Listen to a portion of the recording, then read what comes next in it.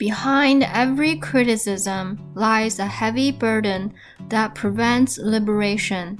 Ask yourself sincerely, are you someone who can only accept ready-made answers without the ability to raise questions?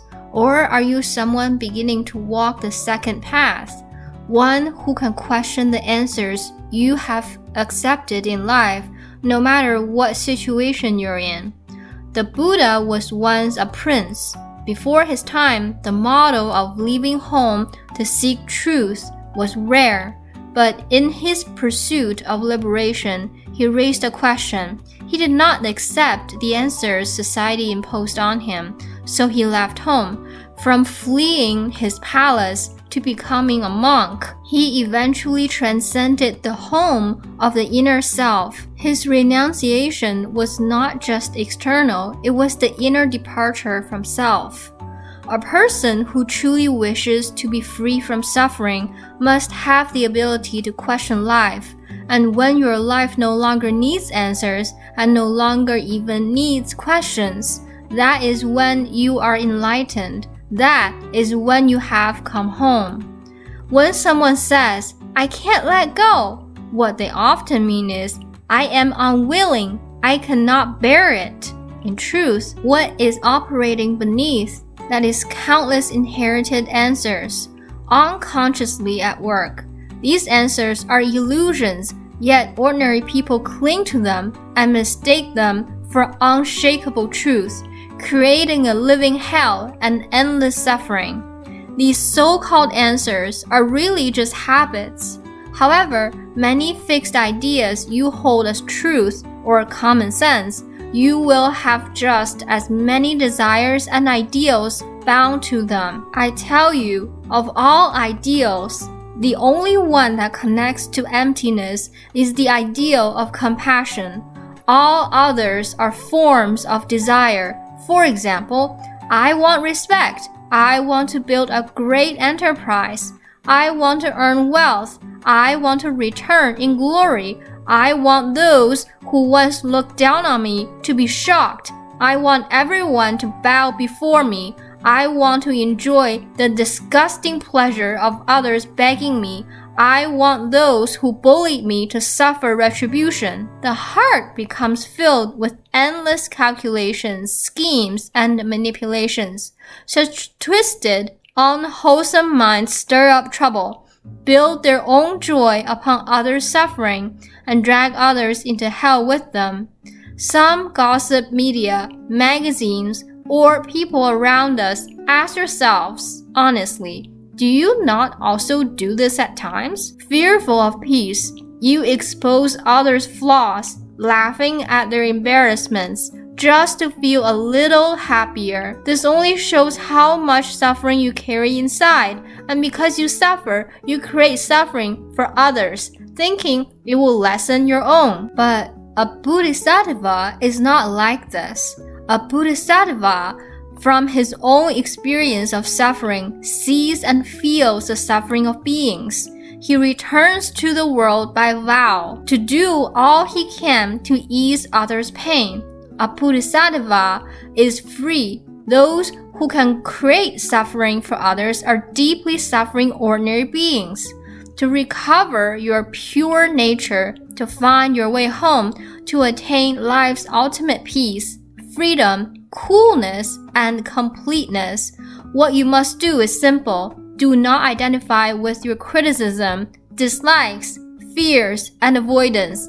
This is observing. Take out into the light those people, events, or things you dislike, your emotions, thoughts, and judgments. Take out those fears, panics, resistances, and aversions, and look at them. This is observation. With each moment of observation, one less habit binds you. Observation is not the same as reflection. Reflection belongs to thought. It is a mental process based on external teachings. For example, Confucius defined the gentleman do not speak, see, listen, or act against propriety. Reflect upon yourself 3 times a day.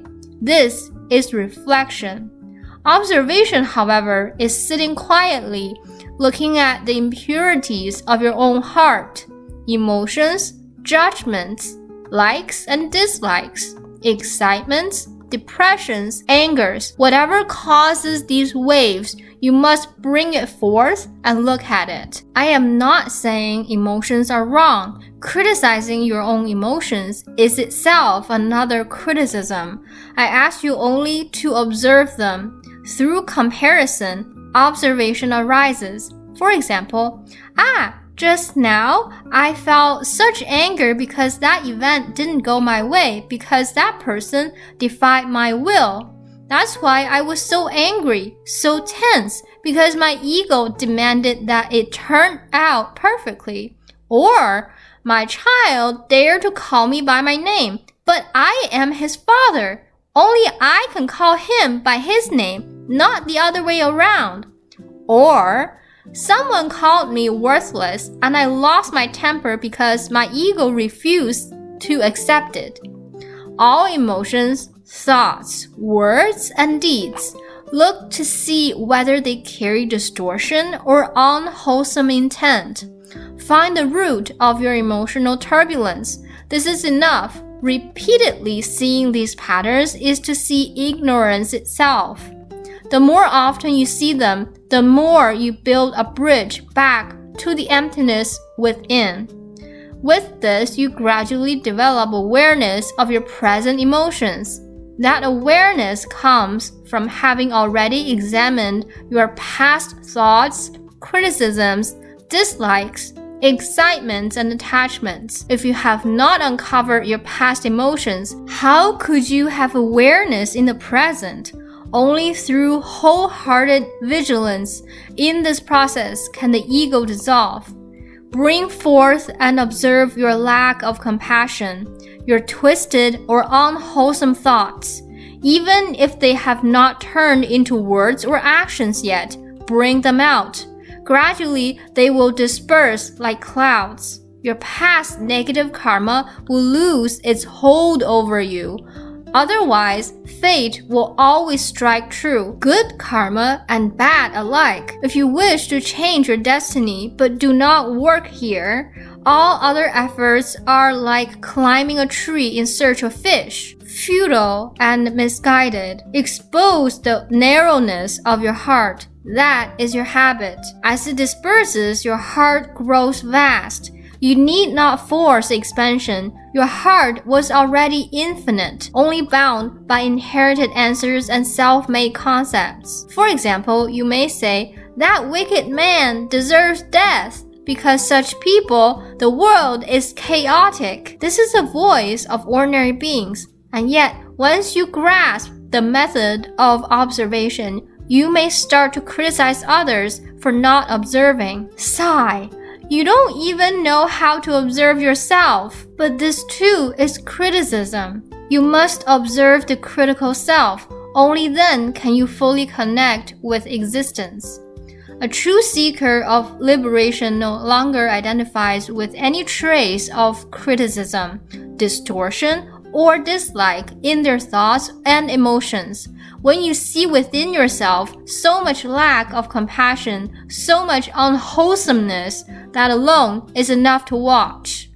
Why still look at others? The ego always looks outward, but a practitioner looks within. When he catches himself looking outward, he immediately awakens, knowing this is the gateway to his own emptiness. The lessons given by causes and conditions may evoke fear, panic, resistance, and avoidance, or complaint. But one who seeks union with emptiness brings these turbulent thoughts and feelings into awareness, resolving to face and embrace them. He learns to enjoy what he once rejected, to accept and savor every situation. From there, transformation begins.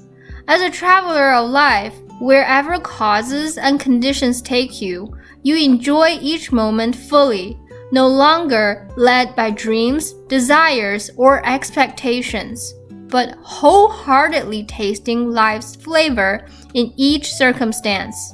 even tasting the bitterness of being trapped, the flavor of regret, the sting of unwillingness, or the chill of fear, each can be enjoyed. Gradually, regret dissolves, unwillingness disappears, fear transforms into cool serenity. Face each karmic lesson actively, without escape, without haste.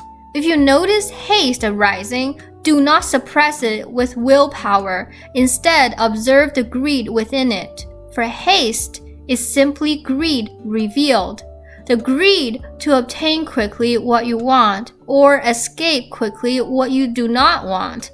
Haste is tied to time, to self, to gain and loss. Bring it forth, look at it, and resolve to face even those situations you resist most. Because resistance is there, I give you the expedient word, enjoy. If you had no resistance, you would already be joyful, and enjoyment would not need to be emphasized. Joy itself is enjoyment.